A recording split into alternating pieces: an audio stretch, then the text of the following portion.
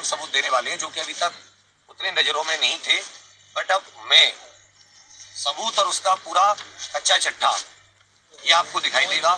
फिर आप अपने आप खुद अंदाजा लगाइएगा कि इस एसआईटी जांच की जो मांग है ये हम लोग गलत कर रहे हैं, या जिनका डीवीपीएसटी पास हो गया उनको उनके खिलाफ साजिश करके कर रहे हैं, या फेल वालों को कराने के लिए कर रहे हैं, या हम लोग कुछ अच्छा आगे बढ़ते हो पे इस तरह की धांधली ना हो, इन सबको ध्यान में रखकर कर रहे हैं। तो आप स्वयं सुनिएगा कि पूरा का पूरा 15-20 मिनट देकर आपको पता चलेगा कि क्या हुआ। थोड़ा तेज आवाज निकलेगी क्योंकि अभी थोड़ा सा मामला डाउन है, ठीक है। चलिए, कहानी अब सभी जानते, Uttar Pradesh police sub inspector 9534 पदों के लिए ये भर्ती प्रक्रिया आयोजित की गई थी साल 2021 में, जिसका एक रिक्वेस्ट फॉर कोटेशन अर्थात टेंडर नोटिस करके एक नोटिस आता है जो 20 जुलाई 2020 को अभी भी उत्तर प्रदेश पुलिस भर्ती एवं प्रोन्नति बोर्ड की वेबसाइट पर पड़ा हुआ है। आप जाकर कोई भी देख सकते हैं। 47 पेज का नोटिस है। 47 पेज के नोटिस में पेज नंबर 7 पॉइंट नंबर 10 पर आप जाइएगा। जब पेज नंबर 7 और पॉइंट नंबर 10 पर आप जाओगे तो आपको एक पता चलेगा कि agency and its subsidiaries must not be blacklisted और on work holiday by the central government slash state government. जो भी एजेंसी इसका ठेका उठाएगी एग्जाम को कराने का, वो कंपनी, वो एजेंसी या उसकी कोई सहायक एजेंसी कभी भी किसी भी मामले में ब्लैक लिस्टेड ना हुई हो, और ना ही उसे वर्क हॉलिडे होता है कि जब सरकार को किसी पे डाउट होता है तो वर्क हॉलिडे दे देती है, वो उसको ब्लैक लिस्ट नहीं करती। साफ तौर पर बोल रखा है कि वो ब्लैक लिस्ट नहीं होनी चाहिए। अब टेंडर जाता है किस कंपनी को? टेंडर उस कंपनी को जाता है, सोचिएगा, विडंबना सोचिएगा, साल 2016 में उत्तर प्रदेश में एसआई की भर्ती आई थी। उसका पेपर पहली बार जुलाई 2017 में आयोजित हुआ। 23 जुलाई को वो पेपर ऑनलाइन आ जाता है, ऐसे कंप्यूटर से कोई शेयर कर देता है। यूपीएसटीएफ को जांच सौंपी जाती है। पता चलता है यही कंपनी वो पेपर करा रही थी जुलाई 2017 में, एग्जैक्ट 4-4.5 साल पहले जब इसने 2021 वाली भर्ती का पेपर कराया है। उस कंपनी पे यूपीएसटीएफ उस समय वित्तावियस उसके लीड कर रहे थे। छापे मारते कई लोगों को गिरफ्तार किया जाता है, और गिरफ्तार करके ये एक रिपोर्ट आती है टाइम्स ऑफ इंडिया की 23 अगस्त 2017 को। इस रिपोर्ट में यूपीएसटीएफ क्या कहती है, बताती है कि ये कंपनी ने जो ठेका था वो किसी प्राइवेट इंस्टीट्यूट को दे दिया। भर्ती बोर्ड से ठेका खुद उठाया। उस ठेके को उठाने के बाद में हरियाणा हिसार के किसी ओम ग्रुप ऑफ इंस्टीट्यूशंस को ठेका दे दिया गया। उन ठेकेदारों ने किसी के पास 50 कंप्यूटर, किसी के पास 100 कंप्यूटर, किसी के पास 30 कंप्यूटर, ऐसे उन्होंने सेंटर लिए और उन्होंने सेंटर बेच दिए। तुम्हारे पास 50 कंप्यूटर है, तुम अपने 50 कंप्यूटर लेकर उसके पास जाओ और पर कंप्यूटर उनको नकल कराने का ठेका ले आओ। लोग गिरफ्तार हुए। मुख्यमंत्री जी का बयान आया, उस समय भी योगी आदित्यनाथ जी मुख्यमंत्री थे, कि इन पर रासुका लगेगी, कंपनी बैन हो जाएगी। आप कोई भी गूगल करके देख सकते हैं, इन सबूतों में भी वो अटैच है। कंपनी बैन हो गई। कब कंपनी बैन हुई है? अगस्त या सितंबर 2017 में। तो समझे जी, कब बैन हो चुकी है? अगस्त या सितंबर 2017। वही एनएसीआईटी जिसे भर्ती बोर्ड 2021 में अपनी टेंडर की शर्तों का उल्लंघन करके दोबारा टेंडर दे देता है। किसकी शर्तों का उल्लंघन करके? टेंडर की शर्तों में। टेंडर में पॉइंट नंबर 10 पर लिखा है ब्लैक लिस्टेड नहीं होनी चाहिए, और 4 साल पहले वो कंपनी ब्लैक लिस्टेड हुई है, उसी को क्या दे दिया जाता है, और उसी एग्जाम में उसी प्रदेश में ब्लैक लिस्टेड हुई है। दोबारा इन्होंने तब पेपर टीसीएस से कराया। बहुत ही बढ़िया पेपर हुआ, बहुत मेहनती अच्छे लोग सिलेक्टेड ड्यूटी कर रहे हैं, ठीक है जी। पहली चीज तो क्या आपको साफ साफ दिखाई नहीं दे रहा है इसमें भर्ती बोर्ड की मिली भगत है? टेंडर मैंने तो पास नहीं किया, टेंडर अभ्यर्थियों ने तो पास नहीं किया।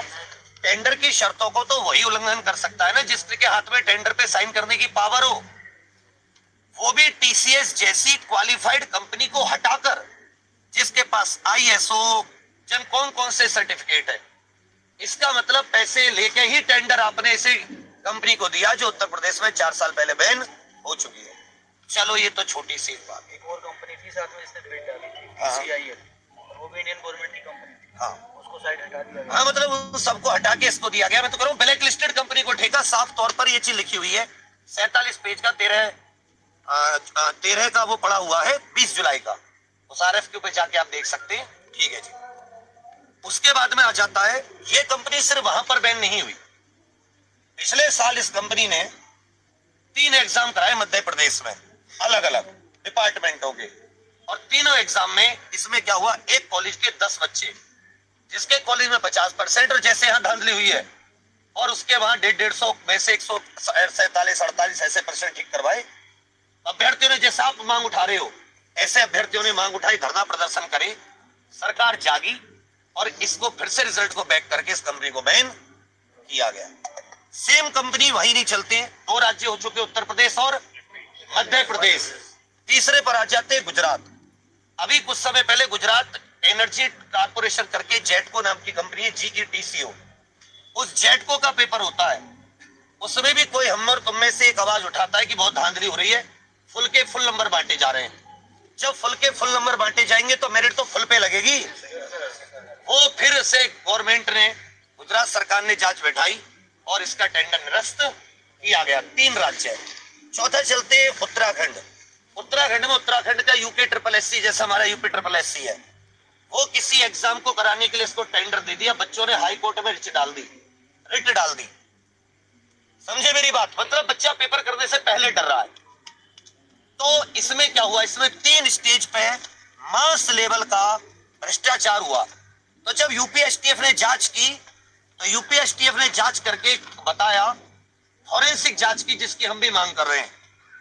त्रिवेणी सिंह उनकी कोई उस समय पर थी, उन्होंने कहा, during probe and security audit 138 loopholes were detected in security policy of NICIT। साथियों, 138 सुरक्षा की खामियां, मतलब आपके कंप्यूटर को 138 तरीके से हैक किया जा सकता है। आप विद्वान कोई होंगे तो आपको व्हाट्सएप, ब्लूटूथ, स्क्रीन शेयर या सॉल्वर, ये 4 चीजें पता होंगी। इसके अतिरिक्त 134 चीजें तो 2017 में थी, जिन पर सुरक्षा में खामियां थी, जिनसे पेपर लीक कराया जा रहा था। कितनी खामियां, 138। सोच के भी आपको शर्म आ रही होगी कि हम कैसे भर्ती बोर्ड के उसमें होते हुए भर्ती ये एग्जाम कराया गया। जब 2017 में 138 थी, तो अब तो एक आध ज्यादा होगी। साथ में भर्ती बोर्ड के टेंडर में एक चीज और लिखी हुई है कि जो भर्ती बोर्ड है, जो टेंडर कंपनी है, वो सिक्योरिटी ऑडिट करेगी सेंटर्स का। किसी भी एग्जाम सेंटर का कोई सिक्योरिटी ऑडिट नहीं होता है। अगर किसी एग्जाम सेंटर का सिक्योरिटी ऑडिट होता, तो वो जो अलग से इंटरनेट की लाइन केवल नकल कराने के लिए डाली गई थी, वो पकड़ी जाती या नहीं पकड़ी जाती? अगर तुमने ऑडिट किया होता, तुम मेरी जांच करोगे, मेरी जेब में कोई हथियार आदि हुआ तो तुम निकालोगे ना, और अगर वो मेरी जेब में रह गया, इसका मतलब आपने जांच नहीं। दैनिक जागरण की रिपोर्ट कहती है कि उन लोगों ने कोर्ट तक उसने डाला कि विशेष तौर पर लाइन खींची गई।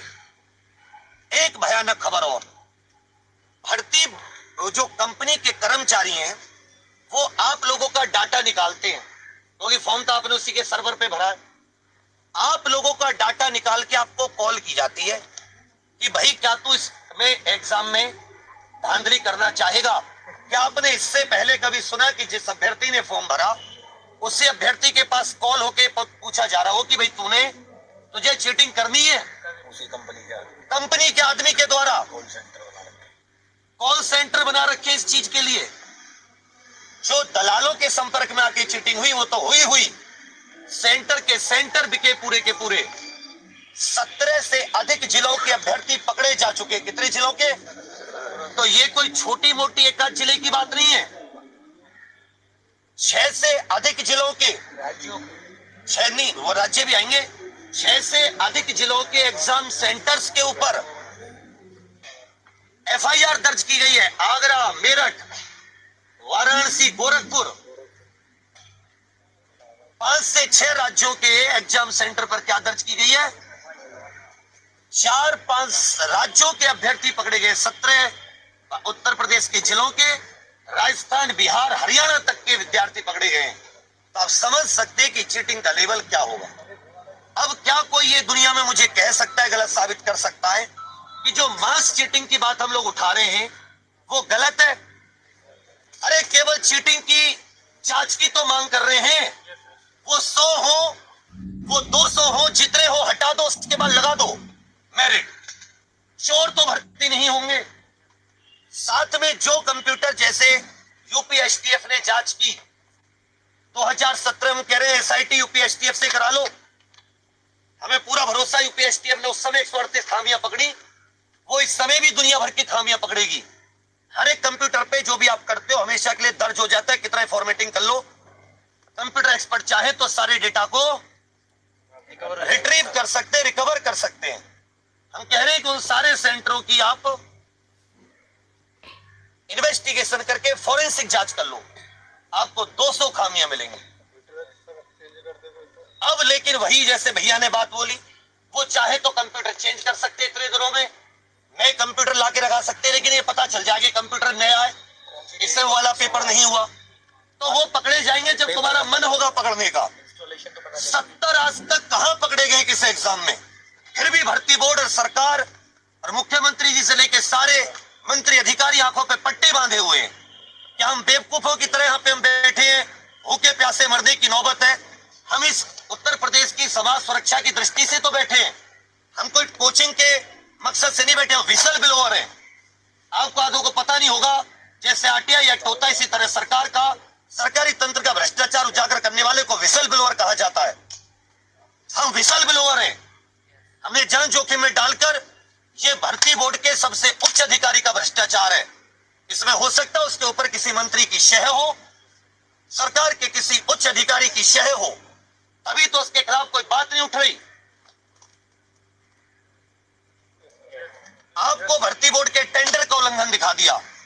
2017 में जांच हुई इस कंपनी के बैन का, 2-3 राज्यों में बैन होने का नोटिस दिखा दिया।